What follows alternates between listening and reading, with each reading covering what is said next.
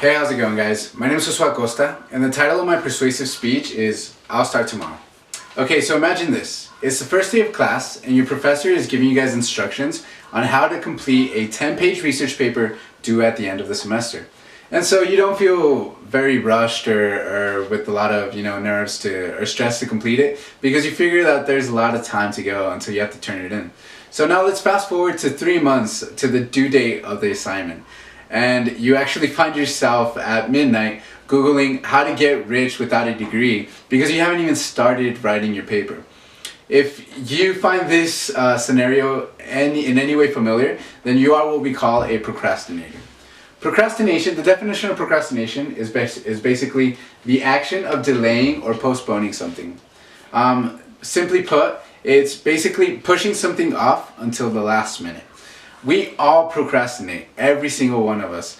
We all tend to procrastinate, whether it be procrastinate a lot or procrastinate a little. We all procrastinate to some extent. This is why this speech pertains to you. In this speech, I'm going to cover why people procrastinate. I'm going to let you know how it affects you personally, and I'm going to let you know how to quit, all in hopes that you'll quit procrastinating. And so an article published on psychologytoday.com, they actually listed why people procrastinate. On the list, you can see a lot of examples. One of the examples is you might lack a sense of self-empathy. This meaning that you might actually be a little too hard on yourself and expect too much from you, that you might actually push off the assignment because you criticize your work too much. Another reason is that you may have learned it from a role model. This is pretty straightforward in the sense that you might have learned it from somebody who's older than you or somebody who you look up to or even peers, that procrastinating is okay, which it is not. Another reason is that you might doubt your effectiveness. You might doubt how effective you are actually putting together the assignment and making it work. And you might feel like you don't have the self-esteem to actually do it. Another reason is that you may have a bias toward the assignment. You might go into the assignment with the mindset of thinking that this assignment is stupid or not worth it, or that the assignment itself might actually be impossible to complete. Another reason is that you may overestimate the time frame. This meaning that even though you might have 3 months, you think, oh, that's a lot of time. But we all know that you won't work as much as you want to in those 3 months.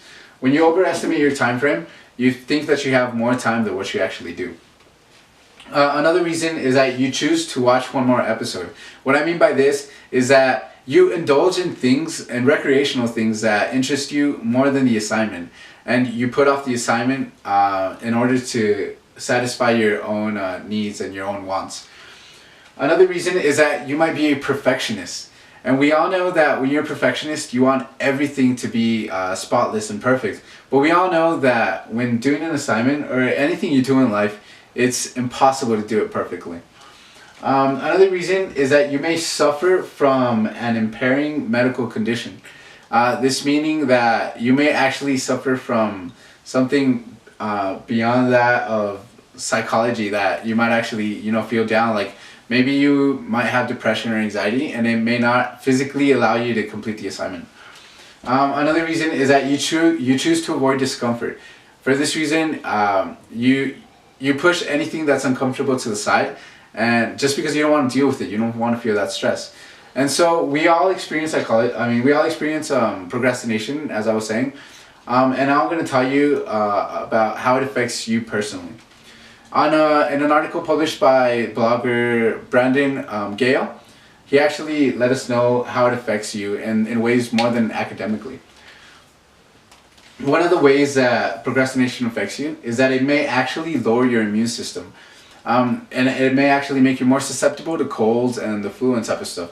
This is why you see a lot of college students, especially in this winter time, all sick and with the flu, because they're really stressed out and it actually lowers their immune system. Another way it affects you is that it may actually cause insomnia or the onset of other sleep disorders. You may feel groggy and tired, and that might be because you might not be getting enough sleep. You're staying up till 2 a.m. finishing assignments that you have to turn in at 6 a.m. the next morning. This isn't healthy at all.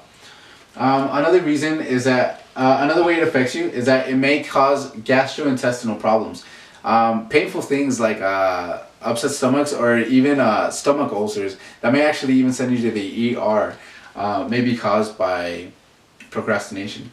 Another way it affects you personally is that if you're working in a group or in a team, you may actually be a burden on your team members, and you might actually sever some bonds just because you put off your work and it put the pressure and the stress on everybody else.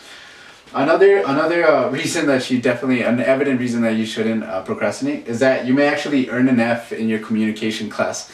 If you put off your assignments and don't follow what you need to do, then you definitely know that all that stress isn't for any good. And so if these aren't reasons enough to convince you to stop procrastinating, I don't know what it is. But if you do feel like you need to procrastinate, if you do feel like you need to overcome that procrastination ability that you have, let me show you how. Here are some reasons of how you can overcome procrastination. First of all, you gotta be optimistic. You gotta know that going into it, you gotta be optimistic and have a positive attitude as to how you're gonna overcome it, and knowing that you're actually gonna overcome procrastination.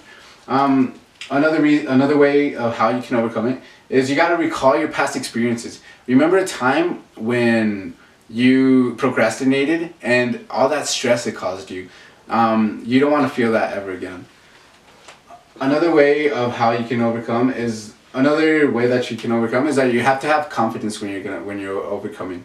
You have to have confidence in how you're gonna do it and how you're gonna overcome procrastination. Another way that you can overcome is that you gotta balance and manage your free time wisely. You don't always want to be, doing things at your leisure or doing things that only you want to do. You have to be responsible and tell yourself, how am I going to manage my time? Should I be doing this or should I be doing my assignment? You gotta manage your time wisely, and definitely people get tired, but you have to understand that there's times to have fun and there's times to be responsible and think about your future. You also gotta maybe, like I said, manage your time wisely. And if you're gonna binge watch every season on Netflix, do it after you finish your assignment. Alright? The last one and the most important one is that you've got to commit to wanting to overcome. Alright? You've got to commit, and you've got to know that if you push through it, you are gonna get through it. Alright? And so I hope all of these reasons help you overcome your procrastination. And in conclusion, I taught you why people procrastinate, how it affects you personally, and finally how to overcome it. And I hope that all of these reasons allow you to see that you should stop procrastinating, because it's just not good for you. Take control of your life and stop procrastinating. You decide whether you want to be responsible or not. And in the words of Benjamin Franklin, don't put off until tomorrow what you can do today. Thank you guys.